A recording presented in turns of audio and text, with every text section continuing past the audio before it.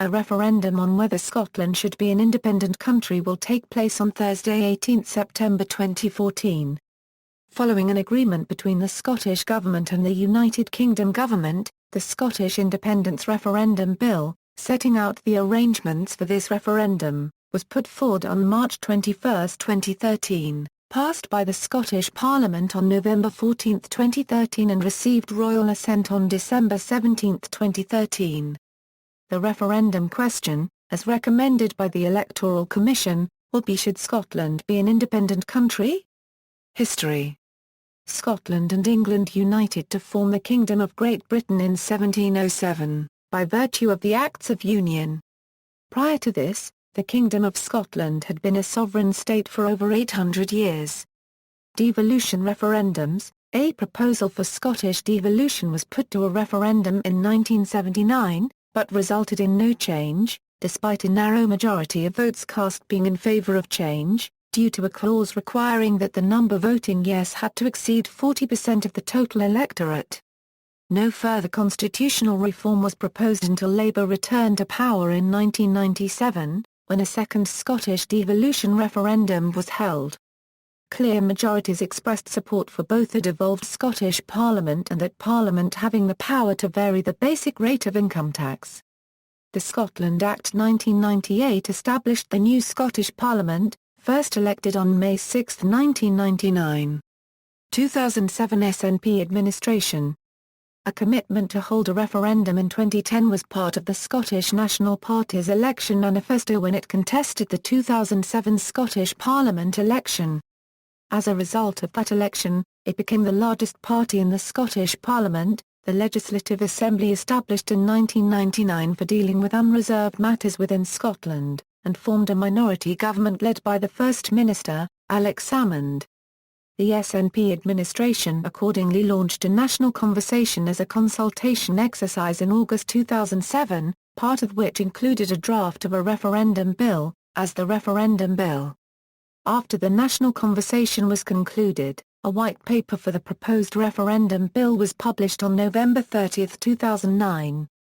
It detailed 4 possible scenarios, with the text of the bill and referendum to be revealed later. The scenarios were: no change, devolution per the Kalman Review, further devolution, and full independence. The Scottish Government published a draft version of the bill on February 25, 2010 for public consultation. Scotland's Future, draft referendum bill consultation paper contained a consultation document and a draft version of the bill. The consultation paper set out the proposed ballot papers, the mechanics of the proposed referendum, and how the proposed referendum was to be regulated. Public responses were invited from February 25 to April 30.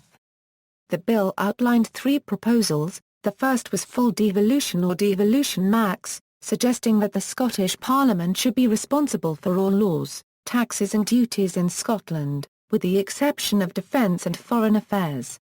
Financial regulation, monetary policy and the currency, which would be retained by the British government. The second proposal outlined Kalman-type fiscal reform, gaining the additional powers and responsibilities of setting a Scottish rate of income tax that could vary by up to 10p in the pound compared to the rest of the UK, setting the rate of stamp duty, land tax and other minor taxes, and introducing new taxes in Scotland with the agreement of the UK Parliament, and finally, limited power to borrow money. The third proposal was for full independence, stating that the Scottish Parliament would gain the power to convert Scotland into a country that would have the rights and responsibilities of a normal, sovereign state. In the Third Scottish Parliament, only 50 of 129 MSPs supported a referendum. The Scottish Government eventually opted to withdraw the bill after failing to secure opposition support. 2011 SNP administration. The SNP repeated its commitment to hold a referendum when it published its 2011 Scottish Parliamentary Election Manifesto.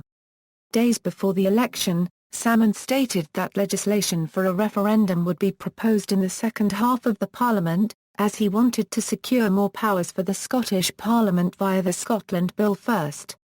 The SNP gained an overall majority in the election, winning 69 of the 129 seats, thereby gaining a mandate to hold an independence referendum. In January 2012, the UK government offered to legislate to provide the Scottish Parliament with the powers to hold a referendum, providing it was fair, legal and decisive. This would set terms of reference for the referendum, such as its question, elector eligibility and which body would organise the vote.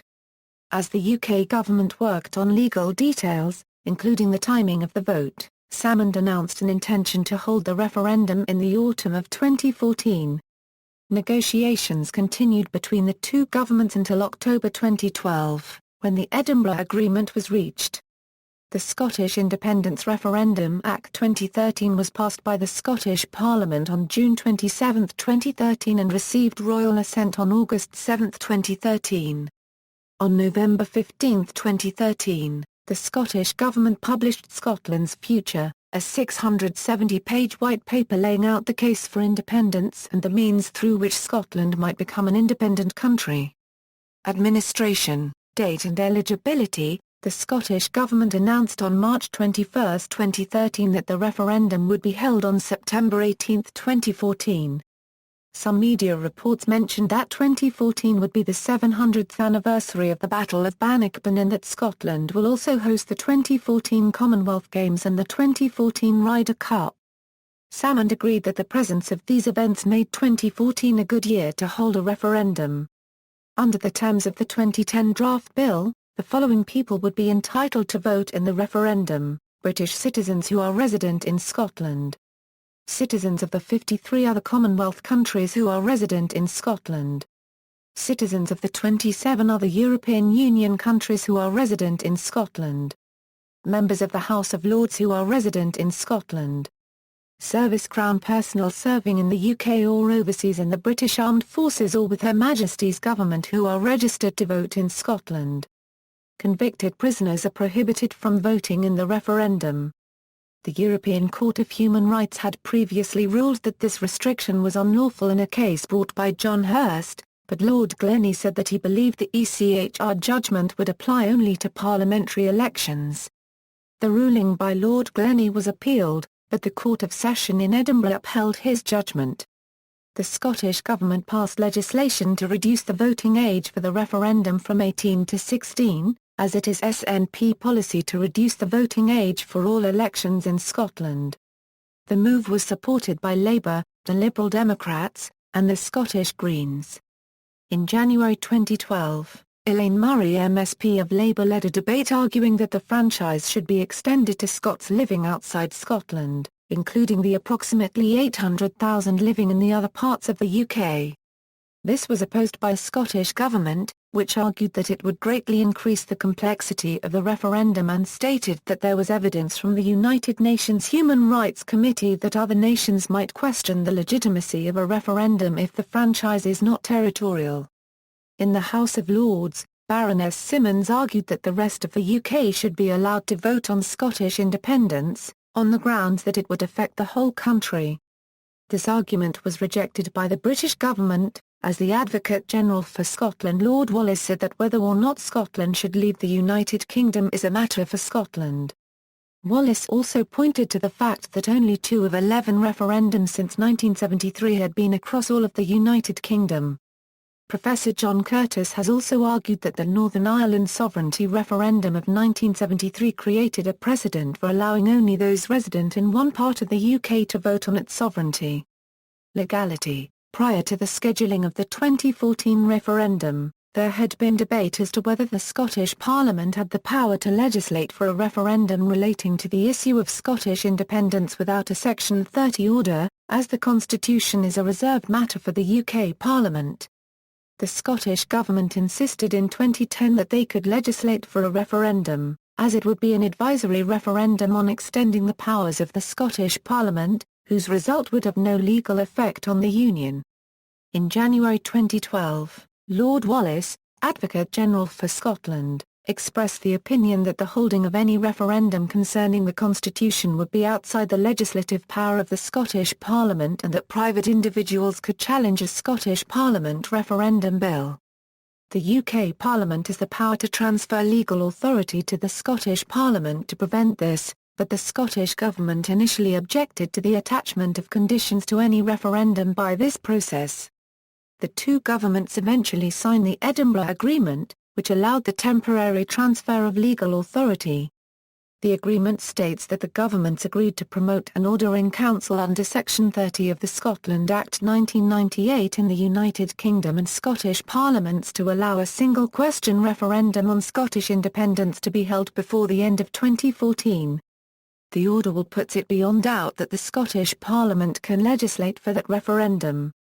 Oversight, as agreed in the Edinburgh Agreement, the Electoral Commission is responsible for overseeing the referendum, with the exception of the conduct of the poll and announcement of the result, and the giving of grants. In its role of regulating the campaign and campaign spending, the Electoral Commission will report to the Scottish Parliament. The poll and count will be managed in the same way as local elections, by local returning officers, and directed by a chief counting officer. Question: The Edinburgh Agreement stated that the wording of the question would be decided by the Scottish Parliament and reviewed by the Electoral Commission for intelligibility. The Scottish Government stated that its preferred question was "Do you agree that Scotland should be an independent country?" The Electoral Commission tested the proposed question along with 3 other possible versions. Their research found that the "Do you agree" preface meant that it was a leading question, which would be more likely to garner a positive response. The question was subsequently amended to "Should Scotland be an independent country?", which the Electoral Commission found was the most neutral and concise of the versions tested. The clarity and brevity of the question used in Scotland has been contrasted with the longer formulations used in the sovereignty referendums held in Quebec in 1980 and 1995. Campaign organisations. The campaign in favour of Scotland remaining in the UK, Better Together, was launched on June 25, 2012. It is led by Alistair Darling, former Chancellor of the Exchequer, and has support from the Labour Party, Conservative Party and Liberal Democrats. The campaign in favour of Scottish independence, Yes Scotland, was launched on May 25, 2012. Its chief executive is Blair Jenkins, formerly the Director of Broadcasting at STV and Head of News and Current Affairs at both STV and BBC Scotland. The campaign is supported by the SNP, the Scottish Green Party and the Scottish Socialist Party. At its launch, Salmond stated that he hoped 1 million people in Scotland would sign a declaration of support for independence. On June 9, 2014, Yes Scotland stated that 789,191 had signed it. Campaign funding and costs. In the 2010 draft bill, the Scottish Government proposed that there would be a designated organisation campaigning for a yes vote and a designated organisation campaigning for a no vote, both of which would be permitted to spend up to £750,000 on their campaign and to send 1 free mail shot to every household or voter in the referendum franchise. There was to be no public funding for campaigns. Political parties were each to be allowed to spend £100,000. This proposed limit on party spending was revised to £250,000 in 2012. In 2013, new proposals by the Electoral Commission for the 16-week regulated period preceding the poll were accepted. They allow the 2 designated campaign organisations to spend up to £1.5 million each and for the parties in Scotland to spend the following amounts: £1,344,000, £834,000, £396,000, £201,000, £150,000. An unlimited number of other organisations can register with the Electoral Commission, but their spending is limited to £150,000. According to the Scottish Government's consultation paper published on February 25, 2010, the cost of the referendum was likely to be around £9.5 million, mostly spent on running the poll and the count. Costs would also include the posting of 1 neutral information leaflet about the referendum to every Scottish household, and 1 free mail shot to every household or voter in the poll for the designated campaign organisations. As of April 2013, the projected cost of the referendum was £13.3 million. Donations. In December 2013, the Better Together campaign declared that it had received donations of £2.8 million. Six-figure contributions were made by businessmen Ian Taylor and Donald Houston, and by author C.J. Sansom. Almost 27,000 donations of under £7,500 had been received by the same date. A later donation came from writer J.K. Rowling, who announced in June 2014 that she had given £1 million. In the following month, whiskey distiller William Grant and Sons announced a donation of approximately £100,000. As of May 2014, the Yes Scotland campaign had declared £4.5 million in cash donations. £3.5 million was given by EuroMillions lottery winners Chris and Colin Weir. A six-figure donation was given by investment fund manager Angus Tulloch. Approximately 18,000 donations of less than £7,500 had been made by the same date. Advertising. Political advertising on television and radio in the UK is prohibited by the Communications Act 2003, with the exception of permitted party political broadcasts. 3 major cinema chains stopped showing adverts by referendum campaign groups after receiving negative feedback from their customers. Outcome. The UK government has stated that if a simple majority of the votes cast are in favour of independence, then Scotland would become an independent country after a process of negotiations. If the majority is against independence, Scotland would continue within the United Kingdom. Further powers would be devolved to the Scottish Parliament as a result of the Scotland Act 2012. The Electoral Commission prepared an information leaflet which confirmed that the UK government and Scottish government had reached agreement on these points. Issues. Agriculture. In 2013, as part of a European Union member state, Scottish farmers received £583 million in subsidy payments from the EU under the Common Agriculture Policy. Annual CAP payments are made to the UK, which then determines how much to allocate to each of the devolved administrations, including Scotland. In the last CAP agreement, farmers in the UK qualified for additional convergence payments because Scottish farmers receive a lower average single farm payment per hectare, mainly due to the mountainous terrain in Scotland. Supporters of independence therefore believe that an independent Scotland would receive greater agricultural subsidies than at present. Opponents of independence believe that Scottish farmers currently benefit because the UK is one of the larger EU member states and therefore has a greater say in CAP negotiations. They also question whether an independent Scotland would immediately receive full subsidy payments from the EU, as other states which have recently joined have had their subsidies phased in. Border controls and immigration. The UK has some opt-outs from EU policies. One is the opt-out from the Schengen area, meaning there are full passport checks for travellers from other EU countries except Ireland, which is part of the common travel area with the UK. The Scottish Government proposes that an independent Scotland should remain out with the Schengen area and join the CTA, ensuring that no passport controls would be needed at the Anglo-Scottish border.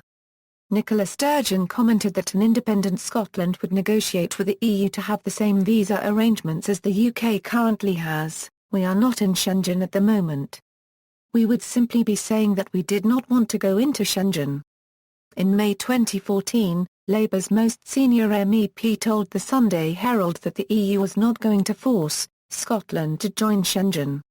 Alistair Carmichael, the Secretary of State for Scotland, said in January 2014 that it would make sense for Scotland to be in the CTA, but it would have to operate similar immigration policies to the rest of the UK.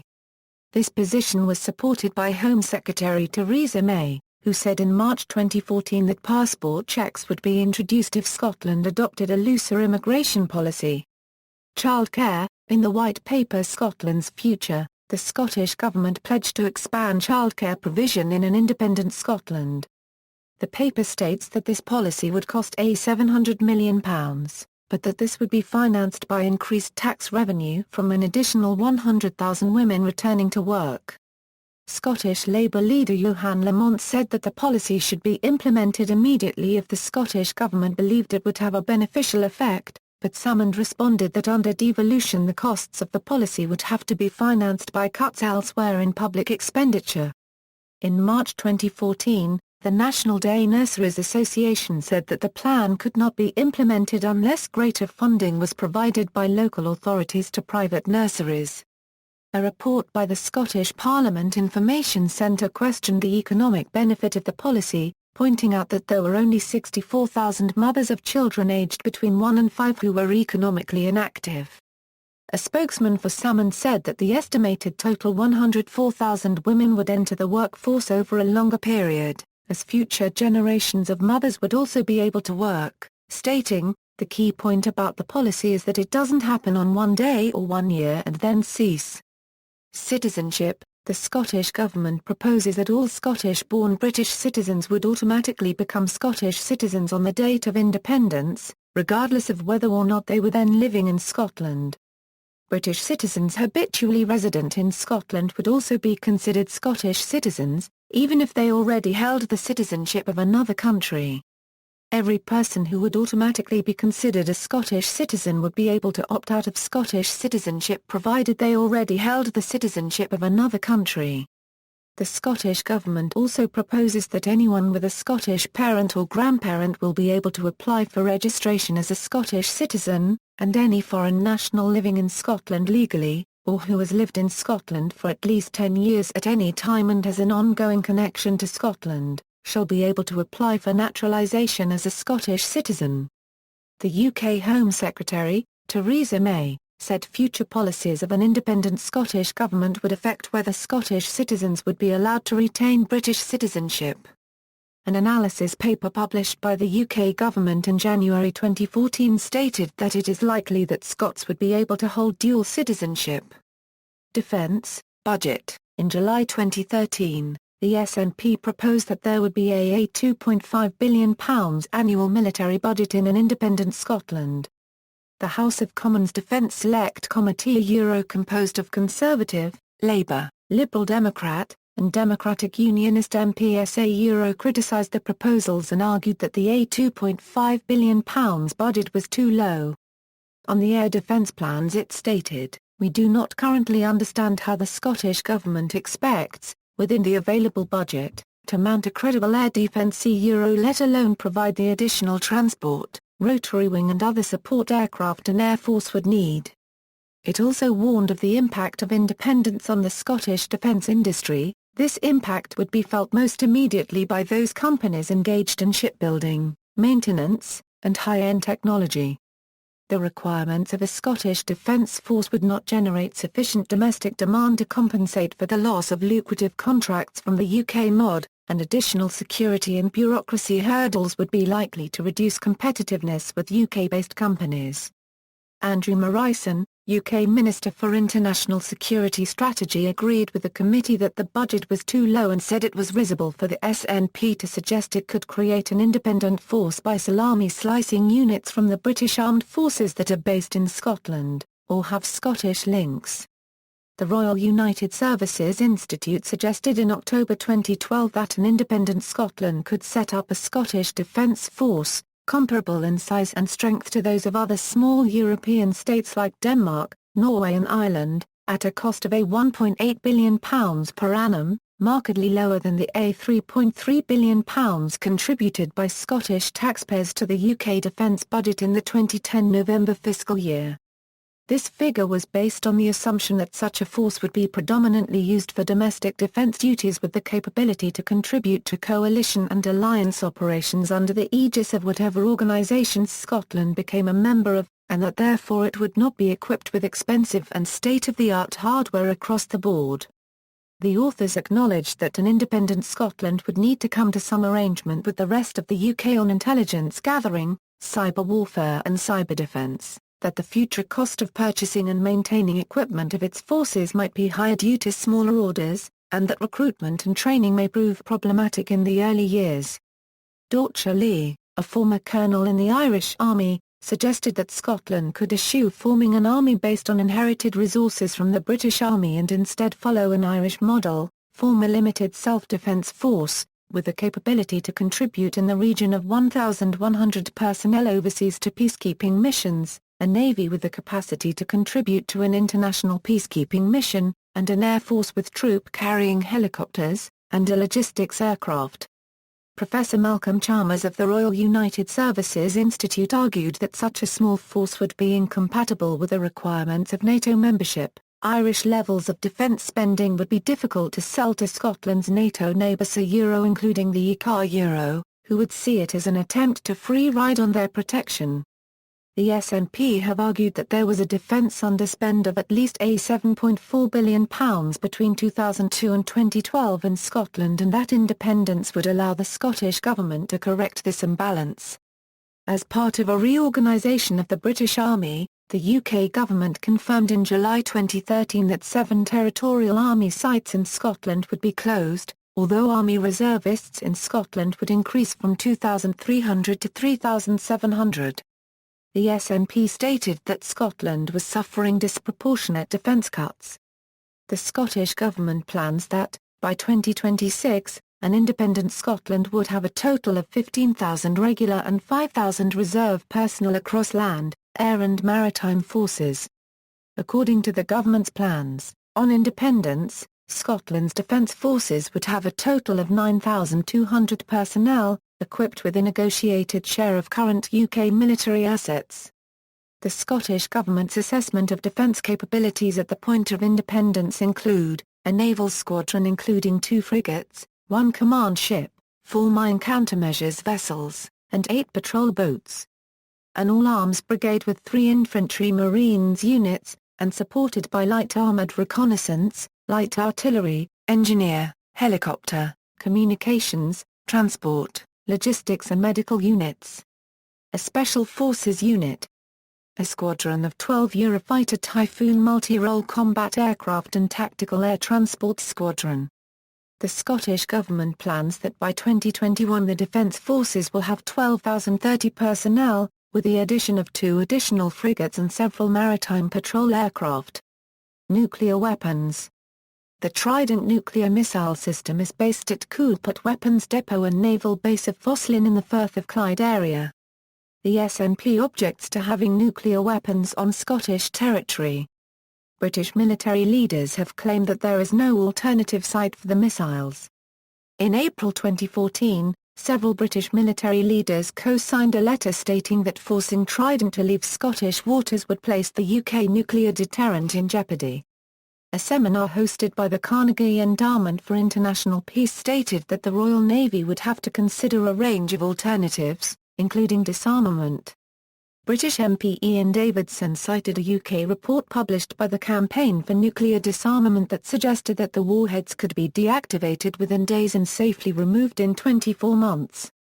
A report in 2013 from the Scotland Institute think tank suggested a future Scottish government could be convinced to lease the Foslin nuclear base to the rest of the UK to maintain good diplomatic relations and expedite NATO entry negotiations.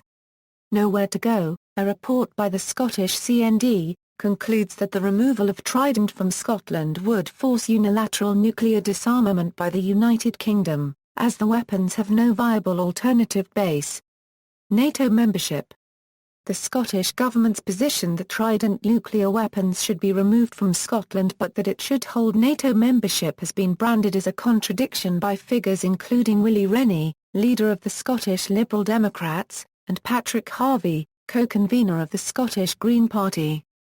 Salmond has said it would be perfectly feasible to join NATO while maintaining an anti-nuclear stance and that Scotland would pursue NATO membership only subject to an agreement that Scotland will not host nuclear weapons and NATO continues to respect the right of members to only take part in UN-sanctioned operations. In 2013, Professor Malcolm Chalmers of the Royal United Services Institute claimed that pragmatists in the SNP accepted that NATO membership would be likely to involve a long-term basing deal enabling the UK to keep Trident on the Clyde. The former NATO Secretary-General and Scottish Labour peer Lord Robertson has said that Scottish independence could be cataclysmic for the West and that its enemies would cheer loudest. The Scotsman newspaper commented that Robertson had shown a lack of proportion and perspective in describing independence in this way. Robertson has also said that, either the SNP accept the central nuclear role of NATO, or they reject the nuclear role of NATO and ensure that a separate Scottish state stays out of the world's most successful defence alliance. Kurt Volker, former United States permanent representative to NATO, has said there is likely to be great goodwill to an independent Scotland becoming a NATO member. At their annual conference in October 2012, SNP delegates voted to drop a long-standing policy of opposition in principle to NATO membership. MSPs John Finney and Jean Urquhart resigned from the SNP over the policy change. Finney said that there is an overwhelming desire to rid Scotland of nuclear weapons and that commitment can't be made with membership of a first-strike nuclear alliance, and challenged Salmond to explain how the aim of being a member of NATO and ridding Scotland of nuclear weapons could take place.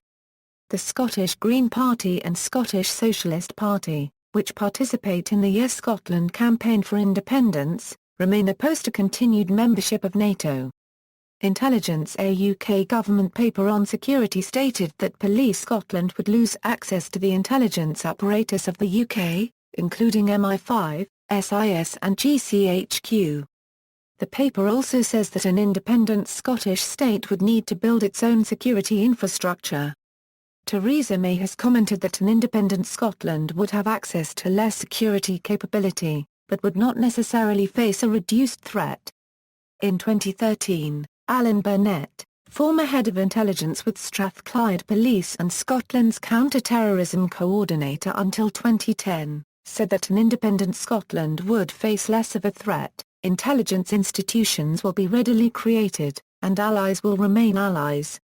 Peter Jackson, Canadian-born professor of security at the University of Glasgow, agreed that Special Branch could form a suitable nucleus of a Scottish equivalent of MI5, and that Scotland could forego creating an equivalent of MI6, instead relying on pooled intelligence or diplomatic open sources like Canada or the Nordic countries.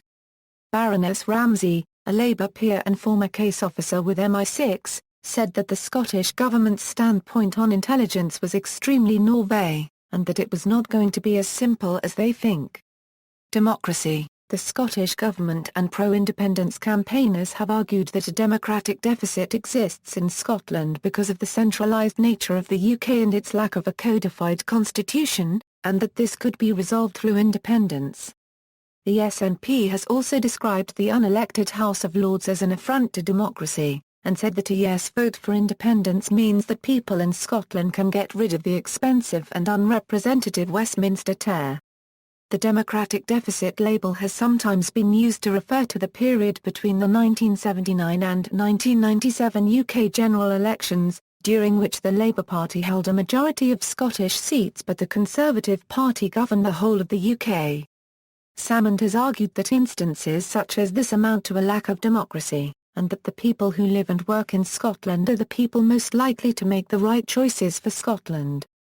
In January 2012, Patrick Harvey said, "Greens have a vision of a more radical democracy in Scotland, with far greater levels of discussion and decision-making at community level. Our hope is that the debate over independence will spark a new enthusiasm for people taking control over the future of our country and our communities."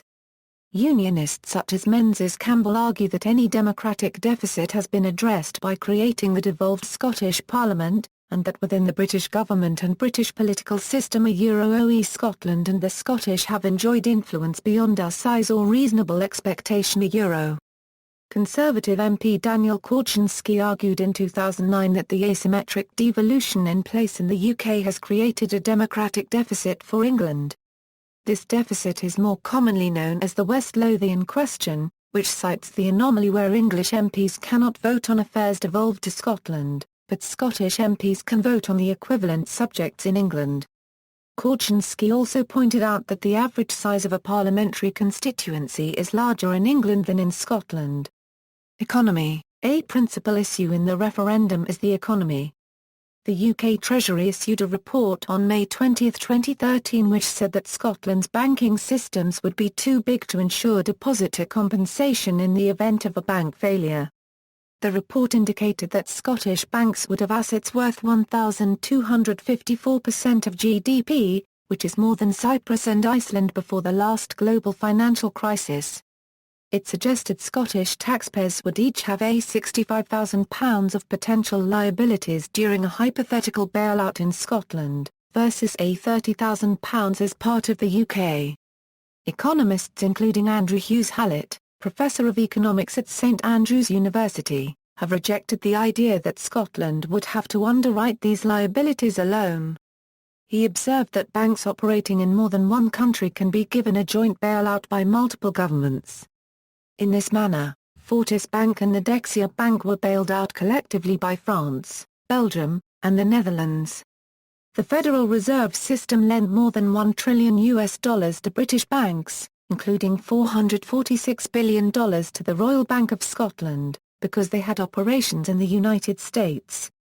Robert Peston reported in March 2014 that RBS and Lloyds Banking Group may be forced to relocate their head offices from Edinburgh to London in case of Scottish independence, due to a European law brought in after the 1991 collapse of the Bank of Credit and Commerce International. Weir Group, one of the largest private companies based in Scotland, commissioned a study by Oxford Economics into the potential economic effects of Scottish independence.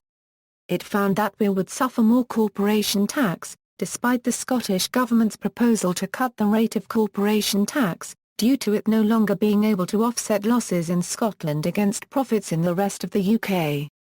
It also stated that independence would result in additional costs and complexity in the operation of business pension schemes.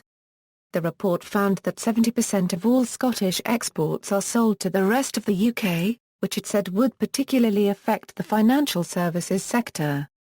Standard Life, one of the largest businesses in the Scottish financial sector, said in February 2014 that it had started registering companies in England in case it had to relocate some of its operations there. In February 2014, the Financial Times noted that Scotland's per capita GDP is bigger than that of France when a geographic share of oil and gas is taken into account, and still bigger than that of Italy when it is not. As of April 2014, Scotland had a similar rate of unemployment as the UK average and a lower fiscal deficit than the rest of the UK. Scotland performed better than the UK average in securing new foreign direct investment in 2012 €13, although not as well as Wales or Northern Ireland. GDP growth during 2013 was lower in Scotland than in the rest of the UK, although this was partly due to an industrial dispute at the Grangemouth refinery. Supporters of independence often claim that Scotland does not meet its full economic potential when subject to the same economic policy as the rest of the UK. In 2013, the Jimmy Reid Foundation published a report that claimed UK economic policy had become overwhelmingly geared to helping London, meaning Scotland and other UK regions suffer from being denied the specific, local policies they need. The economist who authored the paper said its conclusions were a direct challenge to the Better Together campaign. Later in January 2014, pro-independence politician Colin Fox also argued that Scotland is penalised by an economic model biased towards the southeast of England. In November 2013, Sheikh Brodie MSP said that Scotland was deprived of economic benefit in the 1980s after the Ministry of Defence blocked oil exploration off the west of Scotland, ostensibly to avoid interference with the UK's nuclear weapons arsenal. Currency. Another economic issue is the currency that would be used by an independent Scotland. The principal options are to establish an independent Scottish currency, join the European single currency, or retain the pound sterling. At present, the SNP favours continued use of the pound sterling in an independent Scotland through a formal currency union with the UK, with the Bank of England setting its interest rates and monetary policy and acting as its central bank. In Scotland's future, the Scottish Government identified 5 key reasons it believes a currency union would be in both Scotland and the UK's interests immediately post-independence. Scotland's main trading partner is the UK. Companies operating in Scotland and the UK have complex cross-border supply chains. There is high labour mobility. On key measurements of an optimal currency area, the Scottish and UK economies score well. And short-term economic trends in the UK and Scotland have a relatively high degree of synchronicity. Yes, Scotland has argued that a currency union would benefit both Scotland and the rest of the UK, as Scotland's exports, including North Sea oil, would boost the balance of payments and therefore strengthen the exchange rate of the pound sterling. However, Professor Charles Nolan of the University of Glasgow has said that including Scottish exports in the balance of payments figures would make little difference because the pound is a floating currency. He said, if the continuing UK loses those foreign exchange revenues, then the pound falls, boosting exports and curbing imports until a balance is once again restored. Professor Brian Ashcroft of Strathclyde University also argues that the effects on the balance of payments would be largely neutral. The Scottish Government has also claimed that a currency union would save businesses in England, Wales, and Northern Ireland £500 million in transaction costs while trading with Scotland, which Plaid Cymru Treasury spokesperson Jonathan Edwards agreed was a threat to Welsh business. However, Scottish Labour leader Johan Lamont has argued that any additional transaction costs would fall largely on Scottish companies, costing businesses in Scotland 11 times more than those in England.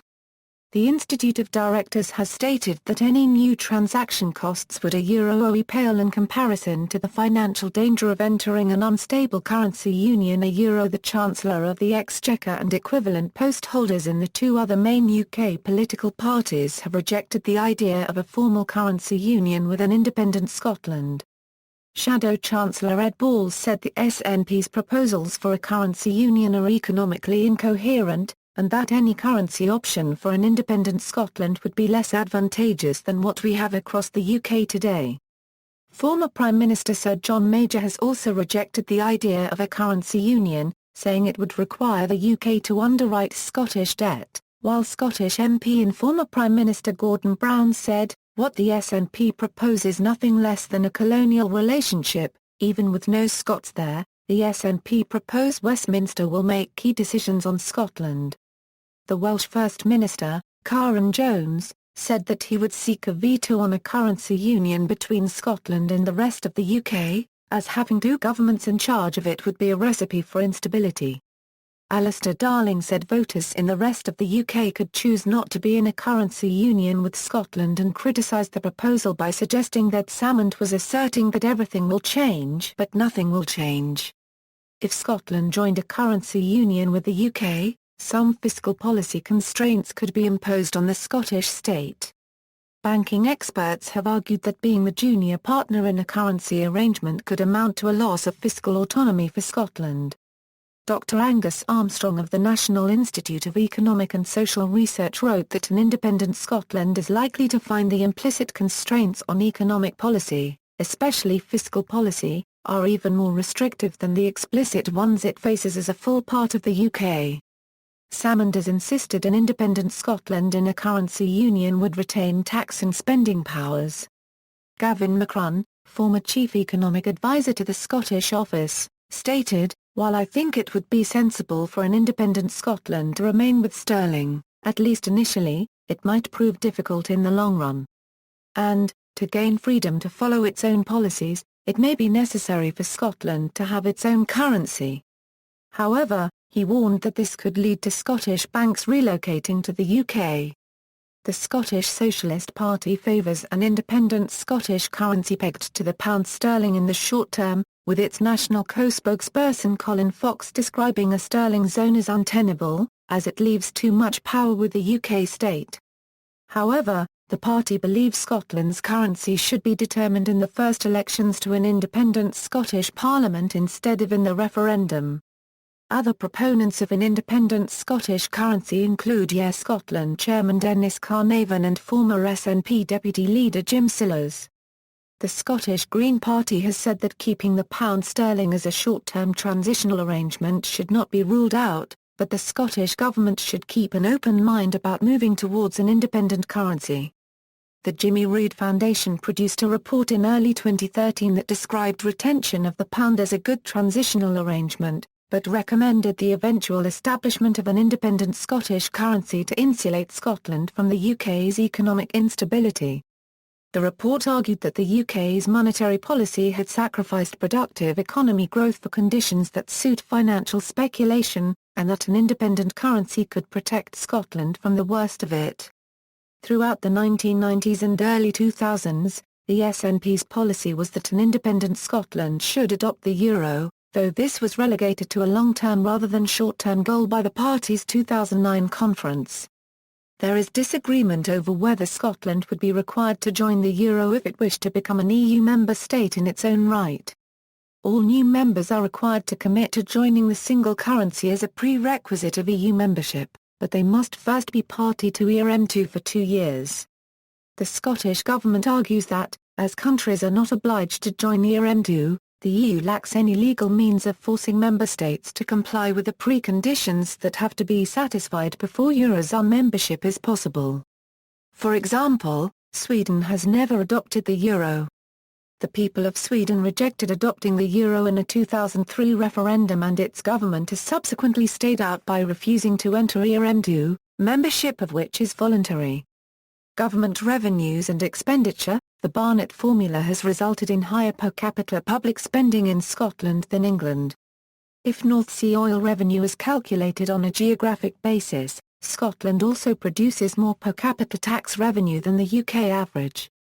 The Institute for Fiscal Studies reported in November 2012 that a geographic share of North Sea oil would more than cover the higher public spending, but warned that oil prices are volatile and that it is a finite resource. The same report also warned that if, as is likely, oil and gas revenues fall over the long run, then the fiscal challenge facing Scotland will be greater than that facing the UK. The Government Expenditure and Revenue Scotland report for 2012/13 found that North Sea oil revenue had fallen by 41.5% and that Scotland's public spending deficit had increased from £4.6 billion to £8.6 billion.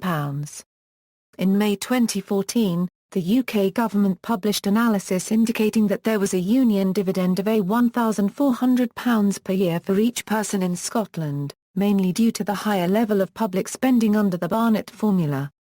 This analysis was disputed by the Scottish Government, who said that each Scot would be £1,000 better off per year under independence by 2030. 3 economic experts said that both estimates were possible, but they both depended on unknown variables such as the division of UK government debt, future North Sea oil revenues, possible spending commitments of an independent Scotland and future productivity gains.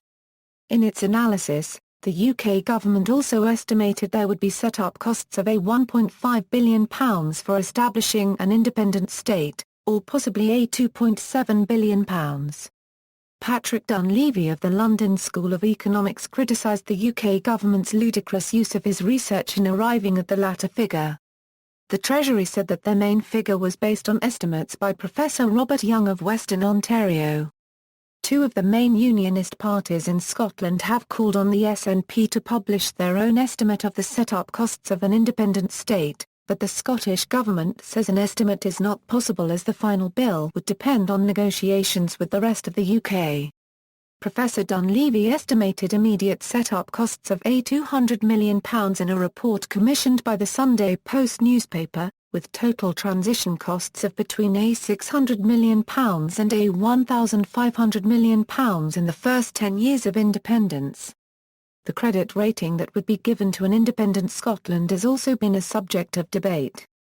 The credit rating agency Fitch stated in October 2012 that it could not give an opinion on what rating Scotland would have, because Scottish finances would largely depend on the result of negotiations between the UK and Scotland on the division of assets and liabilities.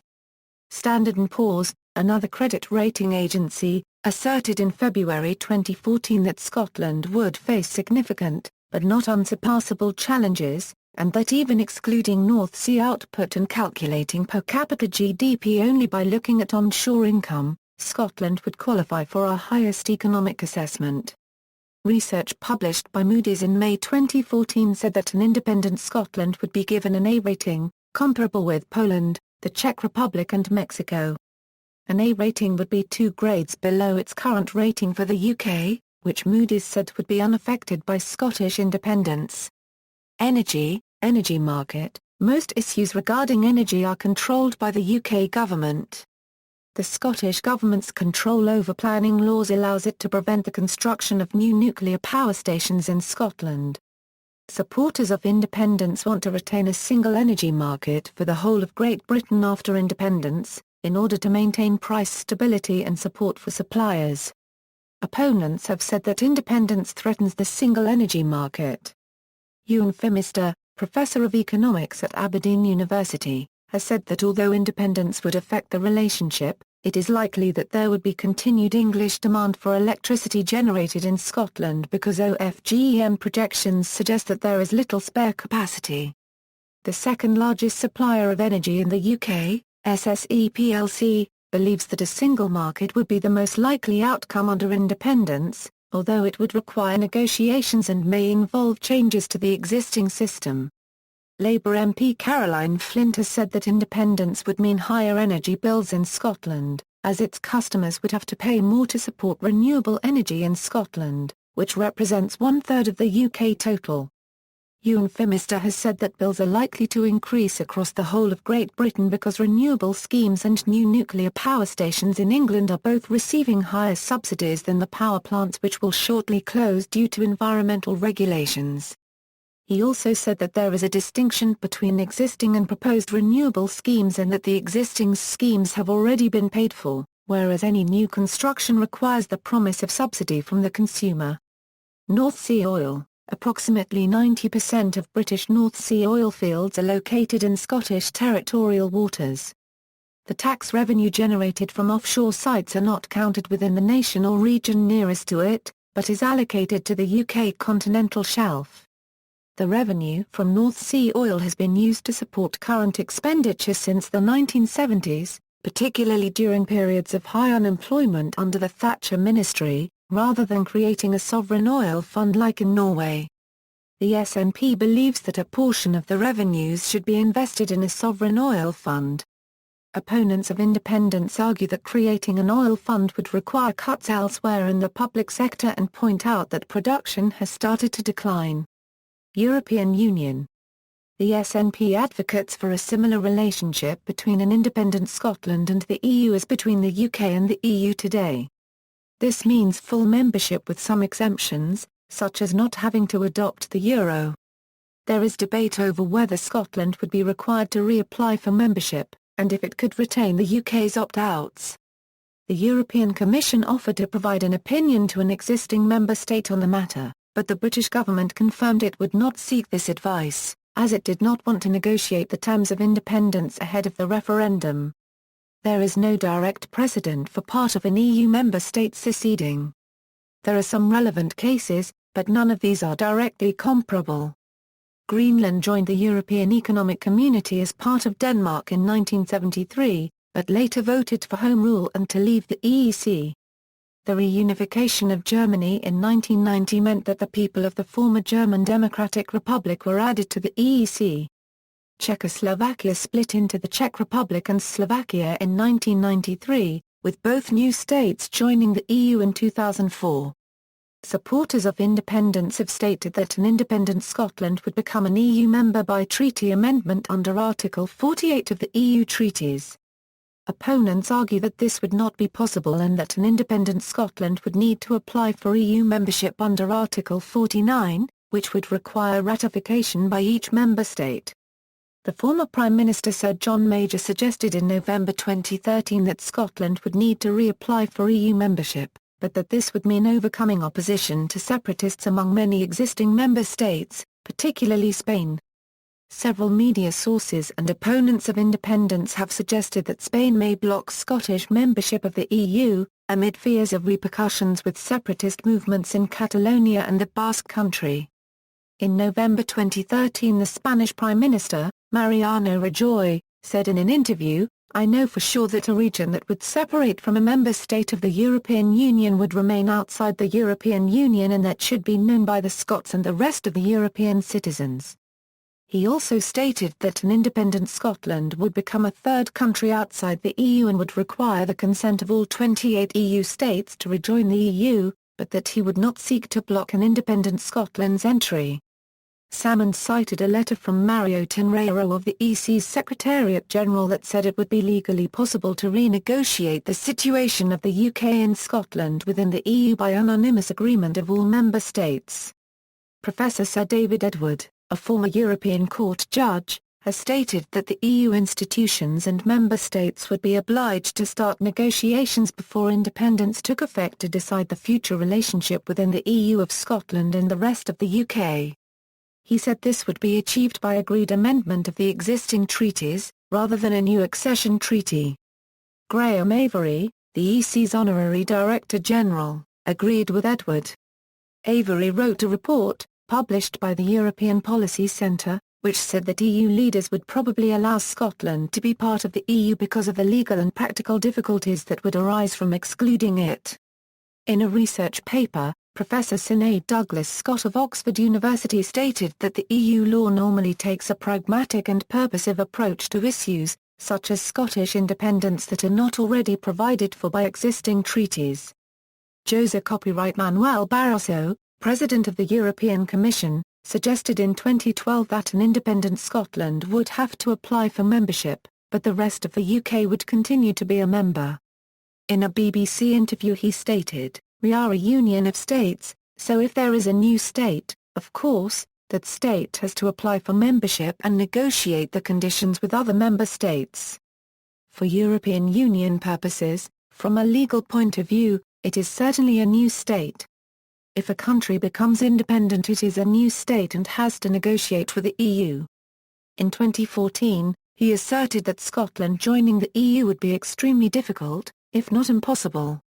Christina McElvey MSP, convener of the European and External Relations Committee of the Scottish Parliament, wrote to Viviane Reding, Vice President of the European Commission, in March 2014 to ask whether Article 48 would apply. In her reply to McElvey, Reding said that EU treaties would no longer apply to a territory when it secedes from a member state. Reding also indicated that Article 49 would be the route to apply to become a member of the EU. Jean-Claude Juncker, who is due to succeed Barroso as President of the Commission in November 2014, said in July that he would respect the outcome of the referendum. In January 2013, the Republic of Ireland's Minister of European Affairs, Lucinda Creighton, stated in an interview that if Scotland were to become independent, Scotland would have to apply for membership and that can be a lengthy process. Creighton later wrote to Nicola Sturgeon to clarify that she understood her view was largely in line with that of the Scottish Government, and that she certainly did not at any stage suggest that Scotland could, should or would be thrown out of the EU. In May 2013, Roland Vorbel, an alternative Far One Quarter Deutschland advisor, published a paper that argued that Scotland would remain a member of the EU upon independence, and suggested there would need to be negotiations between the British and Scottish governments on how they wish to share the rights and obligations of the predecessor state. Vorbel also claimed that Barroso's comments on the legal position had no basis in the European treaties. Future status of the United Kingdom in the European Union. In January 2013, the British Prime Minister, David Cameron, committed the Conservative Party to a referendum in 2017 on the UK's membership of the EU if they win the 2015 general election. Legislation for it has been approved by the House of Commons.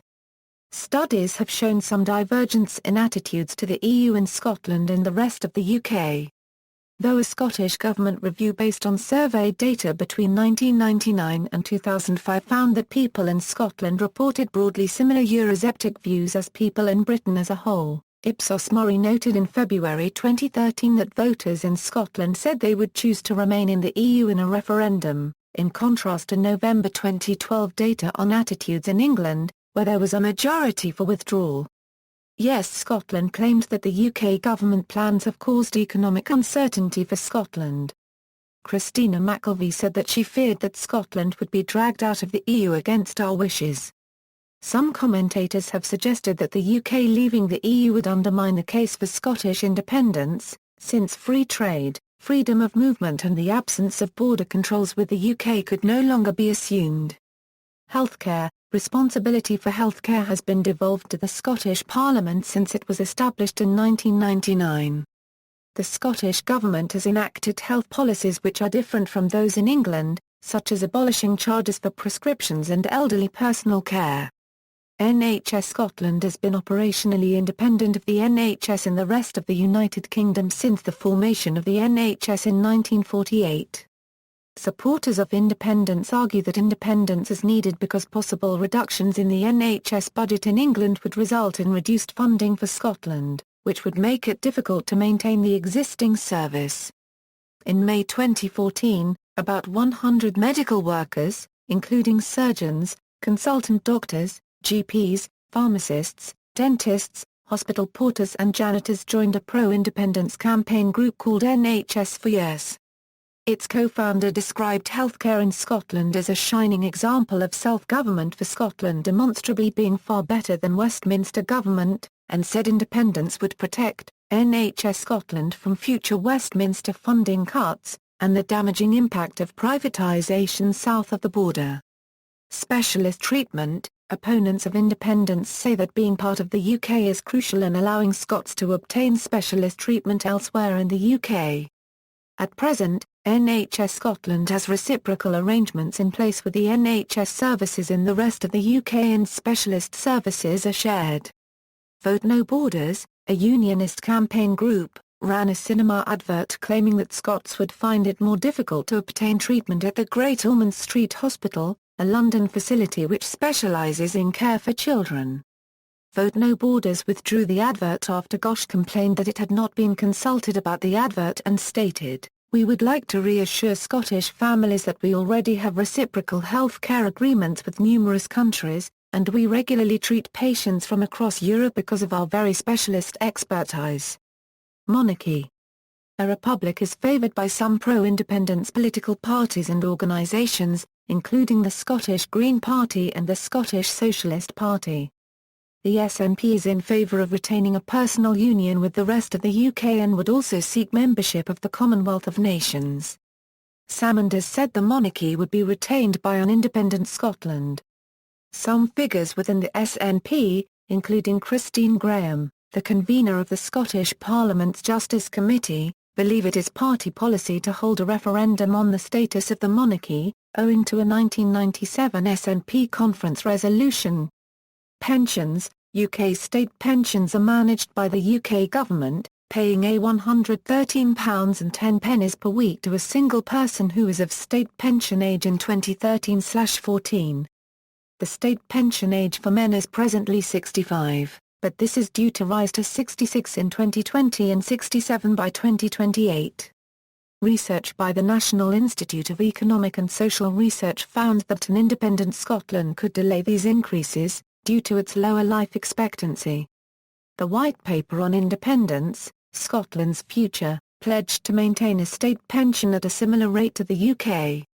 Former Prime Minister Gordon Brown said in April 2014 that Scotland had an above-average share of the public sector pension bill and concluded that pensions would be protected by sharing risks and resources within the UK. UK Government Pensions Minister Steve Webb said in May 2014 that Scots would be entitled to the current levels of state pension after independence because they had accumulated rights within the existing system.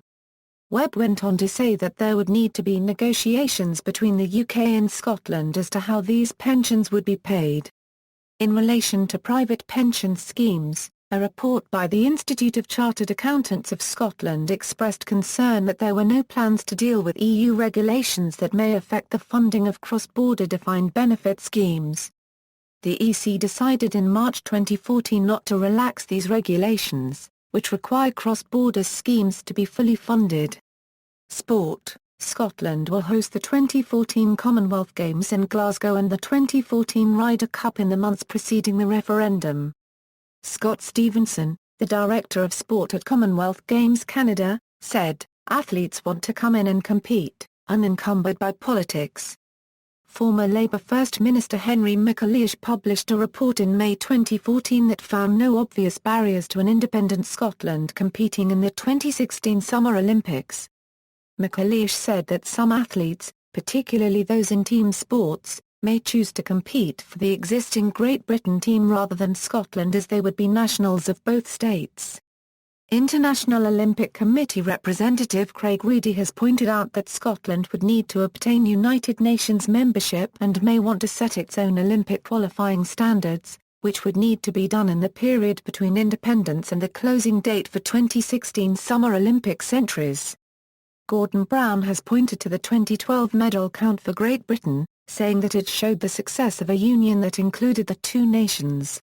Scottish athletes were involved in 13 of the 65 medals won by Great Britain in 2012, but only 3 of those were won by Scots without assistance from other athletes. Sir Chris Hoy said in May 2013 that it could take time for Scottish athletes to establish themselves in a new training environment, indicating that the good performance of Scottish athletes in the Great Britain team would not automatically translate into that of an independent Scotland team. Hoy also said that he believed the lack of facilities and coaching infrastructure in Scotland would have to be addressed by an independent state. Status of Orkney, Shetland and the Western Isles. The prospect of an independent Scotland has raised questions about the future of Orkney, Shetland and the Western Isles, 3 island groups off the Scottish mainland. Some islanders have called for separate referendums to be held in the islands on September 25, 2014, 1 week after the Scottish referendum. In March 2014, the Scottish Parliament published the online petition it had received calling for such referendums, which was supported by Shetland MSP Tavish Scott. The referendums would ask islanders to choose from 3 options: that the island group should become an independent country, it should remain in Scotland, or it should remain in the UK. The third option would implement the conditional promise made in 2012, when an SNP spokesperson said that, in the event of Scottish independence, Orkney and Shetland could remain in the United Kingdom if their drive for self-determination was strong enough. Politicians in the 3 island groups have referred to the Scottish referendum as the most important event in their political history since the inception of the island councils in 1975. Angus Campbell, leader of the Western Isles, said that the ongoing constitutional debate offers the opportunity for the 3 island councils to secure increased powers for our communities to take decisions which will benefit the economies and the lives of those who live in the islands. In a meeting of the island councils in March 2013, leaders of the 3 territories discussed their future in the event of Scottish independence, including whether the islands could demand and achieve autonomous status within either Scotland or the rest of the UK. Among the scenarios proposed were achieving either Crown dependency status or self-government modelled after the Faroe Islands, in association with either Scotland or the UK. Stephen Heddle, Orkney's council leader, described pursuing Crown dependency status as the least likely option, as it would threaten funding from the EU, which is essential for local farmers. Alistair Allen, MSP for the Western Isles, said independence could have a positive impact on the Isles, as crofters and farmers could expect a substantial uplift in agricultural and rural development funding via the Common Agricultural Policy if Scotland were an independent member state of the EU. In July 2013, the Scottish Government made the Lohig Declaration, indicating an interest in devolving power to Scotland's islands. By November, it had made a commitment to devolve further powers to Orkney, Shetland and the Western Isles in the event of independence. Stephen Heddle called for legislation to that effect to be introduced regardless of the referendum result. United Nations, David Cameron has suggested an independent Scotland would be marginalised at the United Nations, where the UK is a permanent member of the Security Council.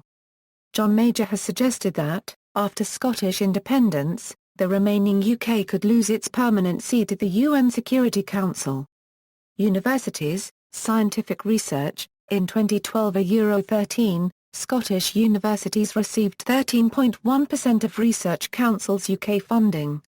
Dr Alan Trench of University College London has said that Scottish universities receive a hugely disproportionate level of funding and would no longer be able to access it following independence.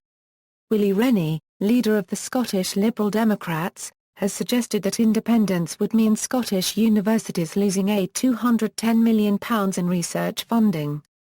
The Institute of Physics in Scotland warned that access to internationally renowned facilities such as the CERN Large Hadron Collider, the European Space Agency, and European Southern Observatory could require renegotiation by the Scottish Government. It also said an independent Scotland would need to consider how funding from influential UK charities such as the Wellcome Trust and the Leverhulme Trust would be maintained, and there are major uncertainties about how international companies with bases in Scotland would view independence. The Scottish Government's Education Secretary, Michael Russell, has said that Scotland's universities have a global reputation that will continue to attract investment after independence. In September 2013, the principal of the University of Aberdeen said that Scottish universities could continue to access UK research funding through a single research area that crossed both nations' boundaries. Professor David Bell, Professor of Economics at the University of Stirling, said that cross-border collaboration might continue, but Scottish universities could still lose their financial advantage.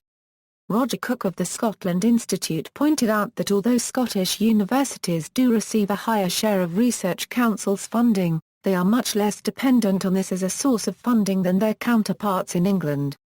Student funding. Tuition fees for students domiciled in Scotland were abolished in 2001. The fees were replaced by a system of graduate endowments, which were themselves abolished in 2008. Students domiciled in the rest of the UK are charged fees of up to £9,000 per annum by Scottish universities, but those from other EU member states are not charged fees, in order to comply with the European Convention on Human Rights. If Scotland became an independent state, students from the rest of the UK would be in the position that students from the rest of the EU presently are. A University of Edinburgh study found that this would cause a loss in funding and could potentially squeeze out Scottish students. The study suggested 3 courses of action for an independent Scotland: introduce tuition fees for all students, negotiate an agreement with the EU where a quota of student places would be reserved for Scots, or introduce a separate admissions service for students from other EU member states, with an admission fee attached. It concluded that the EU may allow a quota system for some specialist subjects, such as medicine, where there is a clear need for local students to be trained for particular careers, but that other subjects would not be eligible.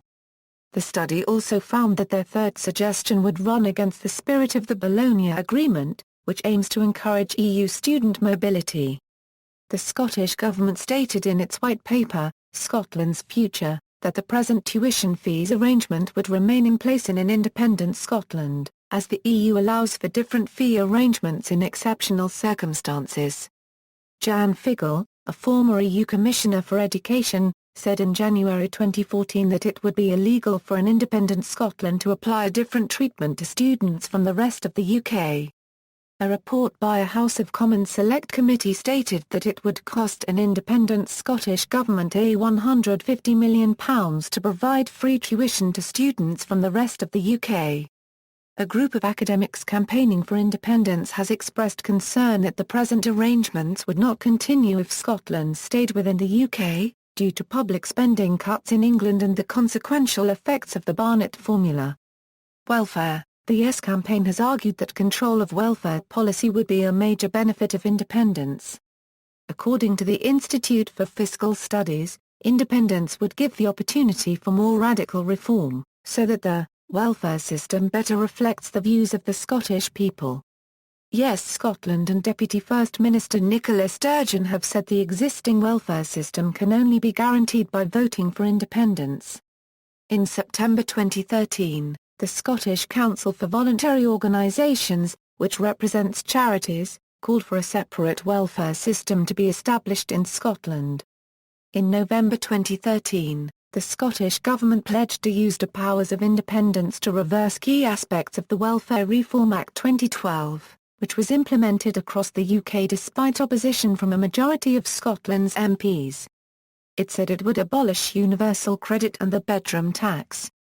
The SNP has also criticised Rachel Reeves, Labour's Shadow Secretary of State for Work and Pensions, for saying a future UK Labour government would be even tougher on benefits than the Cameron ministry.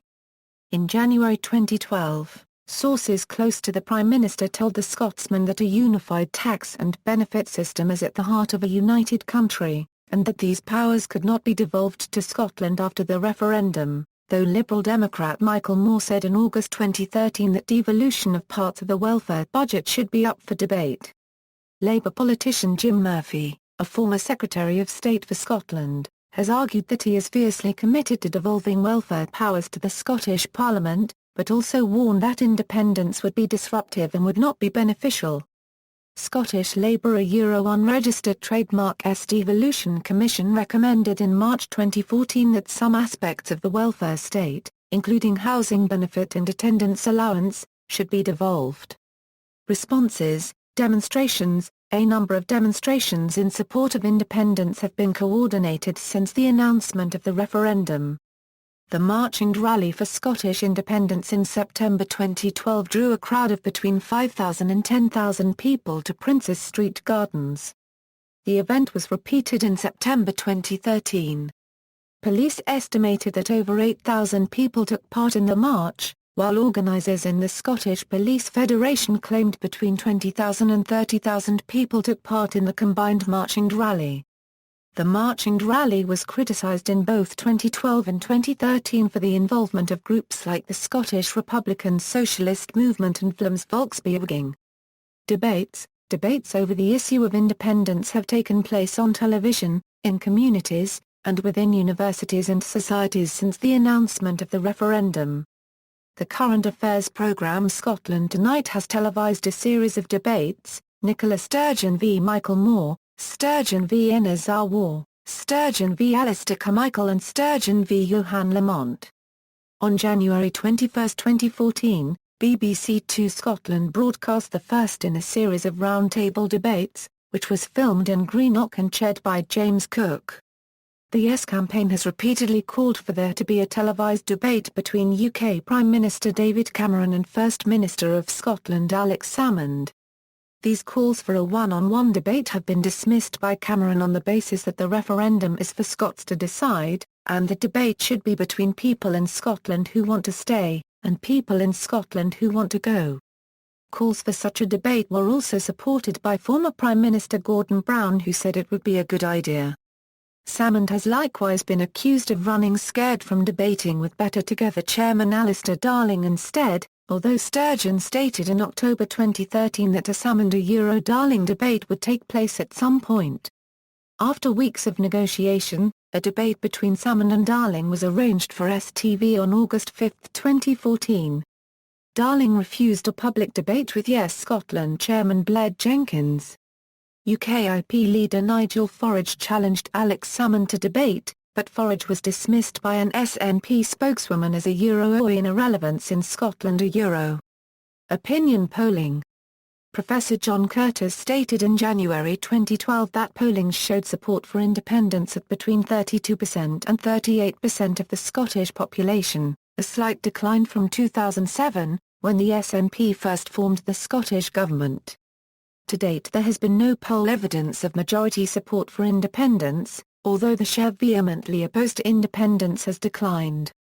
According to Curtis, the polls were remarkably stable during most of 2013, with the No camp leading by an average of 50% to 33% for Yes with 1 year to go.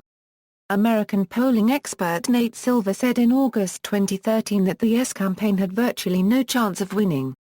The polls tightened after the release of the Scottish Government White Paper on Independence, with an average of 5 polls in December 2013 and January 2014 giving 39% yes and 61% no. Once don't knows had been excluded. The polls again tightened after George Osborne stated in February that the UK government was opposed to a currency union, with the average yes support increasing to 43%, once don't knows had been excluded. There has been little movement in the following few months, with the average showing 43% yes and 57% no in July 2014. There is disagreement between the pollsters as to the state of public opinion. Professor Curtis has observed that ICM, panel-based and surveys show higher yes support and TNSBMAB, YouGov and Ipsos Mori show less support for independence. Peter Kellner, the president of YouGov, noted in July 2014 that the average results for YouGov and TNSBMAB showed 41% support for independence, whereas ICM, panel-based and surveys showed 45 or 46% support. Kellner said that he believed the latter pollsters were overstating support for independence due to some SNP supporters being passing nationalists, who had supported other parties in other elections.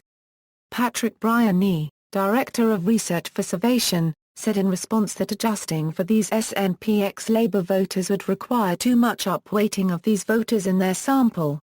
See also: Endorsements in the Scottish Independence Referendum, 2014, Constitution of the United Kingdom, History of Scottish Devolution, History of the Scottish National Party, Politics of the United Kingdom, References. External links: Scottish Government Referendum 2014 site, Scottish Independence Referendum Bill from the Scottish Parliament, official text of the Scottish Independence Referendum Act 2013 is enforced today within the United Kingdom, from the UK Statute Law Database, BBC Q&A.